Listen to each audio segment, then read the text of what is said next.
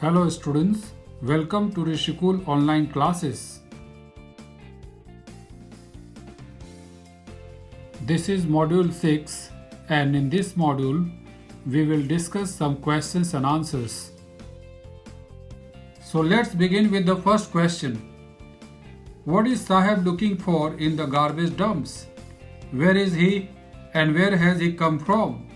Well, Saheb is looking for items like clothes, shoes, bits of metal, plastic scrap, etc. He is a rag picker and for him, these items are precious like gold. He lives in Simapuri, a slum on the outskirts of Delhi. He has come from Dhaka, Bangladesh. Next, is Saheb happy working at the tea stall? Explain. Saheb is not happy working at a tea stall. Although this job has provided him with a fixed monthly income of rupees 800, it has taken away from him the privilege of being carefree and being his own master. His life at the tea stall was marked by overwork and burden. Next, what is ironical about Saheb's name? The answer is Saheb's full name is Saheb-e-Alam. It means Lord of the Universe. Ironically, Saheb is a poverty-stricken, barefooted, homeless rag picker who scrounges the garbage dumps of Delhi to earn his livelihood. His name is thus in total contrast to his adversity. Let's go for the next question, that is, what makes the city of Firozabad famous? The city of Firozabad in Uttar Pradesh is famous for manufacturing bangles, the symbol of Suhag, and auspiciousness in marriage in India. It is the center of India's glass blowing industry where families have spent generations working around furnaces, welding glass to adorn the wrists of women. Now the next question is, mention the hazards of working in the glass bangles industry. The answer is, the glass bangle industry in Firozabad is a disorganized sector with neither proper infrastructure nor basic amenities.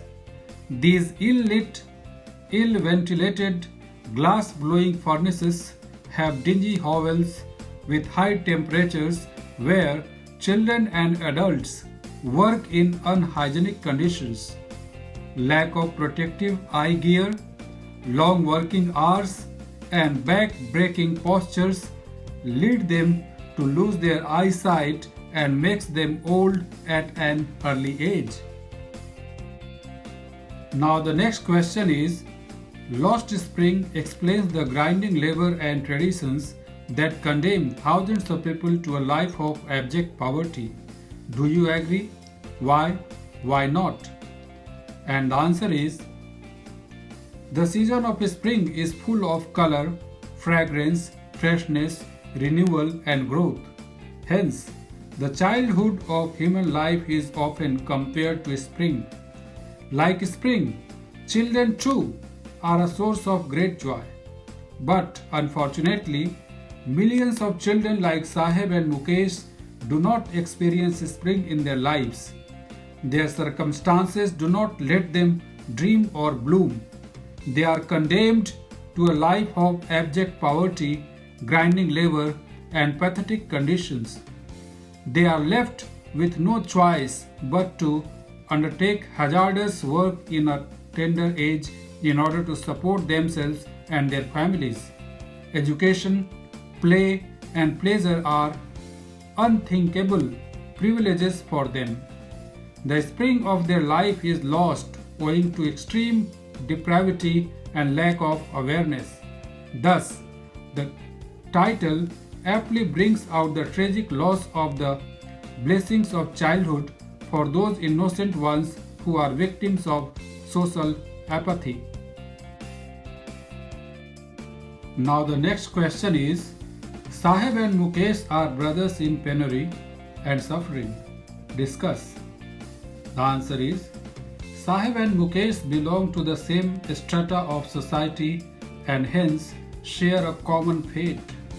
Their poverty-ridden lives make them brothers. Both of them suffer owing to absence of opportunities and awareness.